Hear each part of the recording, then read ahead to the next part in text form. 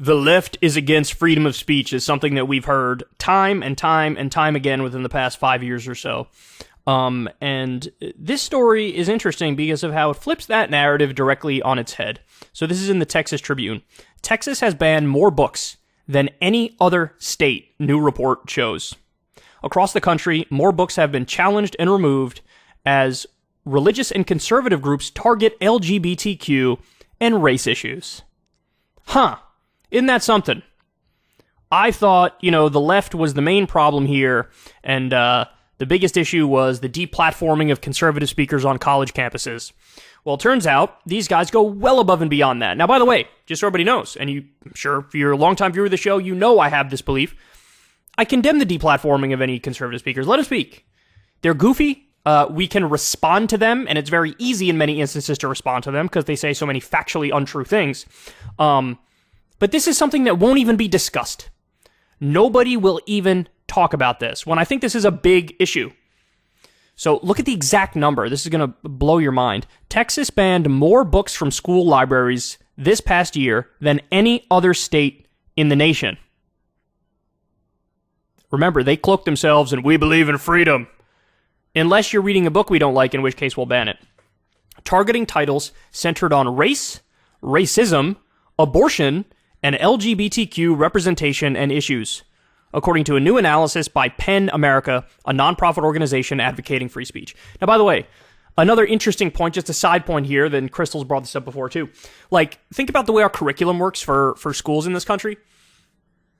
The right-wingers want to bias it in favor of an evangelical Christian direction and a pro-Republican politician direction and an American exceptionalist direction. But you'll notice, even in blue districts, you don't really have schools teaching labor history. Thankfully, we do have a good curriculum. At least I certainly did in New York around the civil rights movement. But you didn't have the equivalent of that around our labor history. It was just kind of left off the table, and we had this agnostic approach to labor in this country. And you have some people believe in trickle-down economics and deregulation and a libertarian approach to the economy, and then others believe in, a more social democratic approach, a New Deal type approach, an FDR type approach. But you don't really learn about labor history in this country. And we have a phenomenal labor history that's really, really interesting, but you don't really learn about it.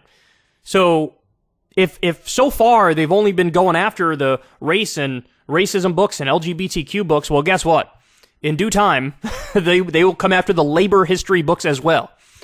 All right, so let's continue here. The most frequent books removed included Genderqueer, a memoir by Maya Kababi, which depicts Kababi's journey of gender identity and sexual orientation, The Bluest Eye by Toni Morrison, Roe v. Wade, A Woman's Choice by Susan Dudley, Out of Darkness by Ashley Hope Perez, which follows a love story between a Mexican-American teenage girl and a black teen boy in the 1930s in East Texas. Weird. Why would they get rid of that one? I'm sure it's not because they're they love to question the idea of interracial dating and interracial marriage, right? It can't be that. No way is it that. I would not be willing to accept that it's that.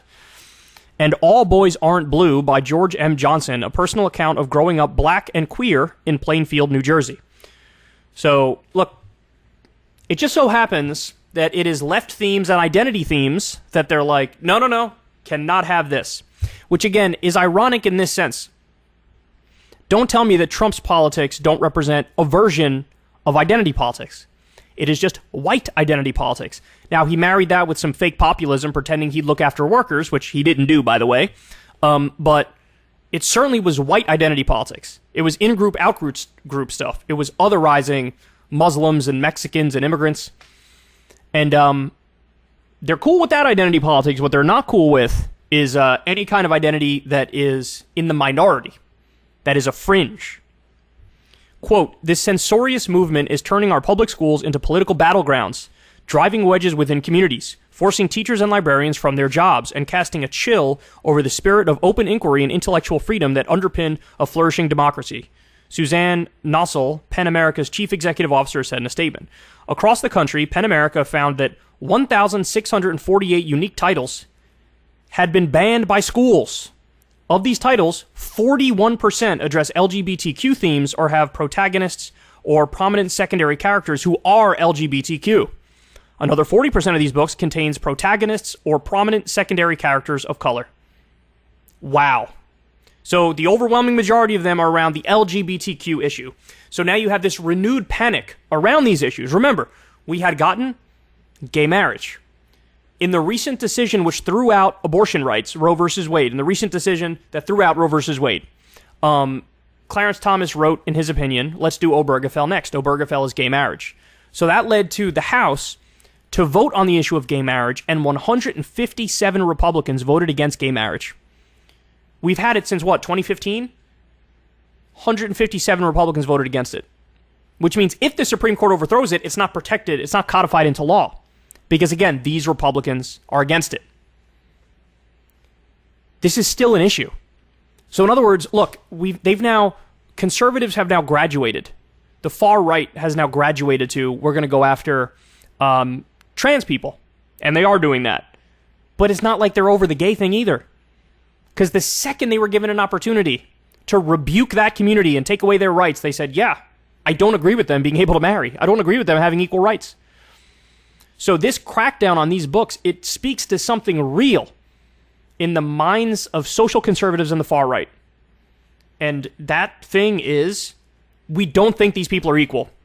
And we think by even honestly discussing that gay people and trans people exist, that you are then facilitating it and you're breeding more of it. And this is why they don't want it talked about in school, because they think if you start talking about trans issues or gay issues in school, that you are incentivizing kids to embrace that. It's just like the gay panic of like the 1980s, right? Where it's like, oh, if you have a gay teacher, they're going to teach the kids to be gay. And now we look back at that and we say, that's fucking ridiculous. You're either gay or you're not. And this person could just acknowledge, yes, this is who I am, this is what I am. I'm not going to hide it, right? But they said, no, that you're teaching the kids to be gay because you're gay. I don't trust you with them. Now you're seeing the same thing with trans issues, right? And that's not to say that there aren't some cringe-ass fringe people who sometimes do say too much about their personal lives in class or get a little goofy with their identity stuff. Of course there are. But the trick of the right is to take these fringe cases and then use that to besmirch an entire community of people. And that's what we've seen. That's what that bill was in Florida from Ron DeSantis. How now you have it so a gay teacher can't even put a picture on their desk of them and their spouse. Because, that's not allowed. That's not something they think is okay for kids to see. So, but this is where we are, man. You have book bannings from the right. Not a single one of these books. Maybe I shouldn't say that because I don't know the specifics of all of the books. But the overwhelming majority of these books there are no themes in there that are not appropriate. There's nothing here that actually crosses a line. And by the way, I was led to believe, if you believe in the First Amendment, if you believe in free speech and free expression, even the things that seemingly do cross a line, you should allow those books to exist, right? Like, I don't think we should ban Mein Kampf, even though it's Hitler's own words. I think it's good to know what he was thinking, to learn about it. Now, are there some Nazis who might buy the book and read it as if it's like a manual on how to act, and to them it's like their Bible? I'm sure there are people like that. But does the existence of those people mean we need to ban it for everybody else? No. So this stuff definitely doesn't cross the line. Who are we kidding here? Book burnings, man. Book burnings. This is psycho. Summer Lopez, the chief program officer of free expression at PEN America, said what's notable about these book bans is that most are on books that families and children can elect to read, not any required reading. Florida and Pennsylvania followed Texas as the states with the most bans. Respectively, Florida banned 566 books, and 457 titles were banned in Pennsylvania, where a majority of books were removed from one school district in York County, which is known as being more conservative. So do you see what's going on here? Texas, Florida, and this specific place in Pennsylvania, it is the conservatives who are banning books. Conservatives are banning books. Conservatives against the First Amendment, against free speech, against free expression. If it's any theme that they personally don't like, they're more than happy to drop a ban on them. This flies directly in the face of the arguments that we've been hearing for the past 5 years, how it's always the left that's censorious. Nonsense. Are there instances of the left being censorious? Sure, and I condemn it when that is the case. But let's not pretend like being against free speech is solely the realm of the left. That's absurd. I mean, Jesus Christ, Donald Trump, the standard bearer for the Republican Party to this day, is a guy who said we need to open up our libel laws so we could sue the media if they write stories we don't like about us. This is what this guy believes.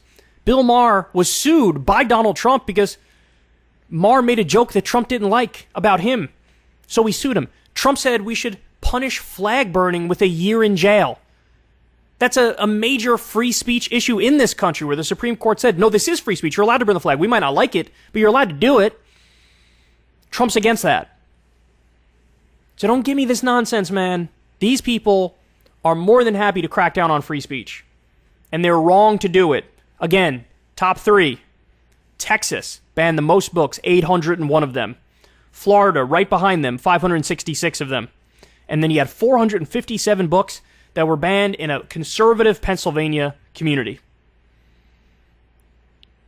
This is who's cracking down on the First Amendment. And again, my message to the left is this is why you need to wake up and you need to be the ones to embrace free speech, free expression, the First Amendment. This is the left position, is the pro-free speech position, the anti-censorship position. Because they will always, always, always target outsiders, people who question power, people who want to change the nature of the system because you threaten power and authority. If you're on the left, by definition, you threaten power and authority. So they'll always come to ban you first and your stuff first. So there you have it. Texas banning books left and right. So I don't want to hear a goddamn thing about, oh yeah, I love freedom. That's why I love Texas. This is a place that has incredibly restrictive abortion laws as well. That ain't freedom.